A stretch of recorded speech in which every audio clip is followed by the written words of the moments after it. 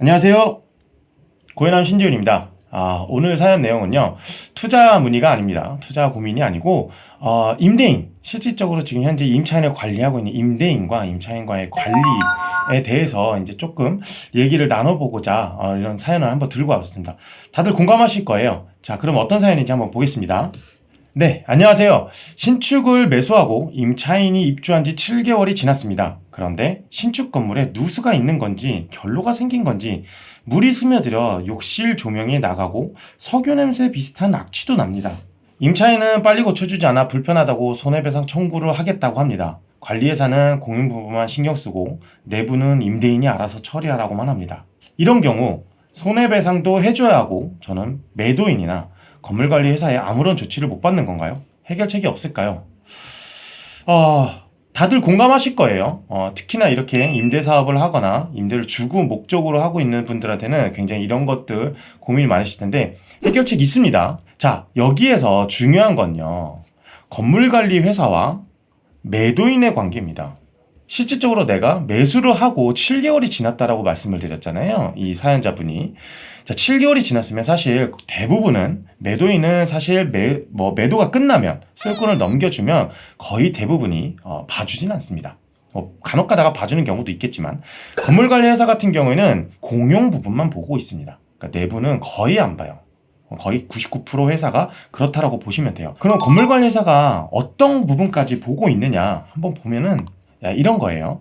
시설물 관리라던가 운영, 그러니까 전기라던가 승강기라던가 이런 공용 부분에 대한 이런 운영이나 시설물 관리에 대해서 점검을 해주고 환경 및 미화 관리는 말 그대로 청소, 복도 청소라던가 옥상, 1층 이런 청소를 얘기하는 거고요. 보안, 안전 다 똑같은 얘기인데 CCTV라던가 그러니까 실제 내부에 우리 그 입주민이 살고 있는 내부에 안전하게끔 CCTV 감시라던가 아니면 순찰이라던가 이런 거를 해드리는 거예요. 그리고 주차 관리 이 정도입니다. 지금 보시면 내부 관리에 대해서 신경을 쓰고 있나요? 신경 안 써요. 그러면서 관리비를 받아서 내 외부만 지금 관리를 해드리는 것 뿐이에요. 그러니까 당연히 내부는 들어가지 않겠죠. 특히나 건물관리회사 같은 경우에는 사람이 살고 있는 내부에 들어가는 걸 좀 꺼려하는 경향도 있어요. 왜냐? 실질적으로 안에 들어가서 뭔가 임차인이나 입주민들의 물품을 훼손시킨다던가 아니면은 먼지가 들어가가지고 그런 거에 대한 손해배상이 들어온다던가 이런 리스크를 전혀 갖고 싶지 않기 때문에 사실상 공용 부분만 관리합니다. 그러니까 말 그대로 어떤 임대인이든 간에 소유권을 넘겨받으면 그 즉시 그때부터는 내부나 아니면 임차인 관리, 임대 관리까지도 사실상 임대인이 하는 게 맞습니다. 자, 그러면 해결책이 없느냐? 해결책이 있습니다. 자, 지금 실예로 제가 지금 관리하고 있는 곳에 욕실을 한번 사진을 가져와 봤어요. 사실 여기는 지금 이제 준공을 거의 앞두고 있는 현장에 실제 지금 모델하우스 화장실인데요. 지금 보면 악취가 난다고 그랬잖아요. 악취가 나는 부분은요, 대부분 딱 정해져 있습니다. 여기 하수구 부분, 바닥에 있는 하수구 부분이나 아니면 여기 지금 세면대 부분에도 지금 하수구가 있기 때문에 물 내려가는 곳에 이쪽이나 아니면 변기 인근에 있는 부분. 또 최근에 제가 실예로 한번 들어봤는데 정말 냄새가 여기서도 안 난다. 그러면 찾아볼 수 있는 구멍은 이 구멍입니다. 자, 이 구멍은 지금 하수구나 오수관이나 이런 걸로 연결되어 있는 건 아니고요. 사실 여기는 내부에 벽면 타일이 있죠. 요 사이에 어느 정도의 공간이 있어요. 시공을 할 때 어느 정도 공간을 두고 접착제, 떠발이라고 하는 시공을 해서 시멘트를 발라놓고 붙이는 건데요. 그 공간에 잘 안 붙을 경우에는 실리콘이나 이런 접착제를 역할을 할 수 있는 어느 다른 물질을 붙여놓고 같이 섞어놓고 거기에다가 붙이는데 그게 썩어가면서 냄새가 나는 경우가 있어요. 실제로 말씀을 드리는 거예요. 제 경험상. 그렇기 때문에 만약에 지금 가장 흔하게 볼 수 있는 이 세 군데에서 만약에 냄새가 안 난다. 그러면 반드시 여기도 한번 체크를 해보셔서 악취가 어떻게 나는지. 다만 그 악취 냄새가 여기에서 난다 그러면 타일은 깨셔야 돼요. 문제점을 찾으셔야 됩니다. 자, 이렇게 되고 조명 같은 거를 말씀드릴게요. 자, 조명은 지금 여기도 최근에 제가 다녀온 현장이에요. 제가 다녀온 현장인데 여기 어떤 거냐? 이 지금 보이시는 요 조명 요 조명이 그냥 달려있는 게 아니에요. 요 지금 보이시는 요 부분을 들면은 손가락으로 살짝만 들어도 다 들리는 거예요. 되게 가벼운 물질이고요. 플라스틱인데 요 안에는 이런 공간이 있습니다. 이런 공간이 있는데 오수관이나 하수관이 지나가죠. 그리고 전선까지 배관이 지금 나와 있는 상태예요. 자, 그런데 어떻게 물이 떨어졌을까? 아무리 봐도 지금 콘크리트 벽도 안 젖었고 그 다음에 오수관이나 이런 데 물이 흐르는 흔적도 없어요. 근데 어디서 흘렀을까? 우리가 생각해 볼 수 있는 가장 첫 번째, 누수의 흔적이 없다면 결로입니다. 자, 그 결로가 어디서 생기느냐? 이런 곳에서 생겨요. 이런 곳에서 왜 생기느냐? 자, 이런 거예요. 우리가 지금 이런 곳에서 지금 샤워를 하겠죠? 욕실 내부에서. 근데 이 수증기가 다 어디로 갈까요? 위로 올라가요. 따뜻한 공기는 다 위로 올라가잖아요. 위로 올라가는데 이 공간 안에 쌓이는 거예요. 지금 이 콘크리트 부분에 있는 쌓이는데 지금 하수구나 이렇게 PVC관 지나가는 곳은 사람들이 찬물을 내릴 때 강하게 찬물이 내려가기 때문에 따뜻한 공기와 차가운 성질이 만나면 자, 여기에 결로가 생기는데요. 이 부분에 결로가 생겨서 물방울이 전선을 타고 흘러가는 겁니다. 자, 흘러가면 조명까지 가는 거리는요, 굉장히 짧아요. 그렇기 때문에 구멍이 막아져 있지도 않아요. 전선이 지나가는 구멍이 막아져 있지, 마감이 되어 있지 않기 때문에 사실상 기판을 물방울이 타고 흘러가서 기판에 물방울이 도달하게 되면 그 조명은 불이 나가는 건 당연지사입니다. 그렇기 때문에 어느 정도 마감을 하고 전선도 다 정리를 해줘야 돼요.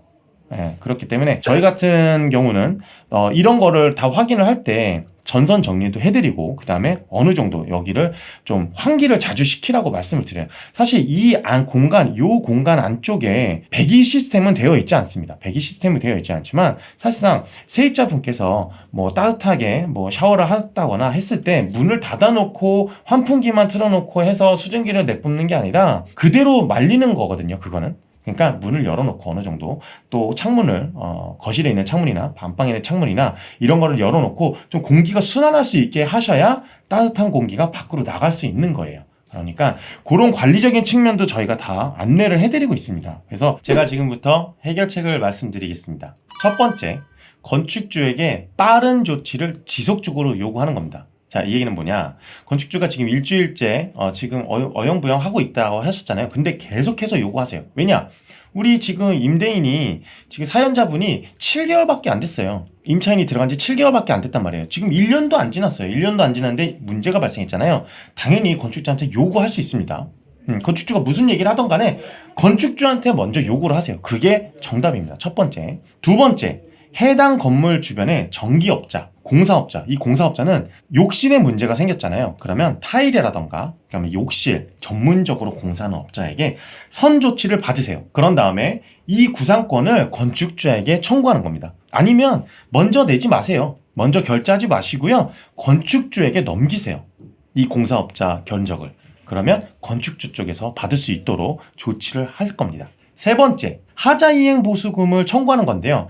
이게 사실 어찌 보면은 받을 수 있는 기간이 느리지만 가장 확실한 방법입니다. 왜냐하면 건축주 눈치 안 보고 하자보수 이행금을 가지고서 건물에 하자가 생겼을 때 그 돈을 갖다가 쓰면 되거든요. 소유주들이. 그렇기 때문에 사실상 느리지만 가장 확실한 방법으로 알 수 있고 건축주 입장에서도 사실상 3번이 그냥 깔끔하게 이 현장에 대해서 털어버릴 수 있는 입장이다 보니까 하자이행 보수금을 청구하시는 거를 조금 추천을 드려요. 다만 1년도 안 됐으니 1년이 지난 시점에서 요구를 하셔도 됩니다.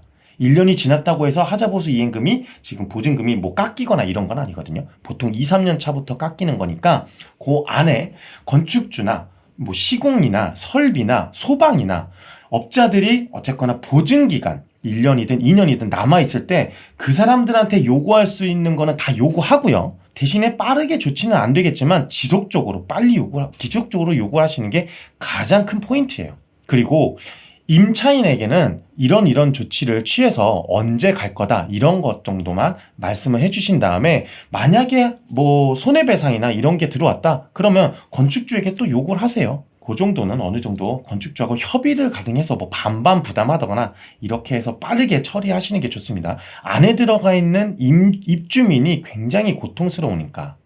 자, 저는 지금 다툼이 있다라고 했는데 이거는 모든 분들한테 허용이 될 것 같아요. 누구는 임대인이고 누구는 임차인이에요. 저는 동등한 위치라고 보고요. 그냥 내 자녀이라고 생각하고요.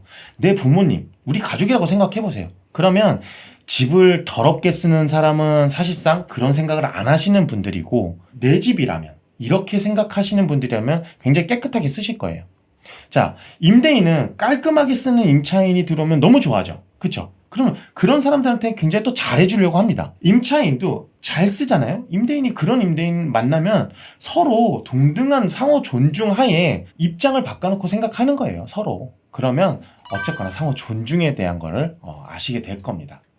또 이렇게 민원이나 이런 사연처럼 뭐 관리적인 측면, 특히나 이제 제가 관리회사도 같이 운영을 하다 보니까 관리적인 측면에서는 저는 많이 문의가 들어오는데, 이런 문의 저는 너무 좋은 것 같아요. 그리고 투자가 당연히 1순위일 수는 있어요. 그런데 투자뿐만이 아니라 사후 관리, 내가 얘가 언제 개발이 될지, 그 기간 동안에 어떻게 얘를 관리를 할지, 또 어떤 사람들이 내 거를 좀 관리를 해줄지, 특히나 지방에 계신 분들한테는 꼭 필요한 정보라고 생각하거든요. 그런 관리회사, 내 자산을 잘 관리를 해줄 수 있는 회사를 꼭 한번 만나보시길 바라겠습니다. 자, 오늘 내용 좋으셨으면 좋아요와 구독, 그리고 알람 설정까지 부탁드리고요. 저는 고해남은 다음 시간에 또 만나 뵙겠습니다. 감사합니다.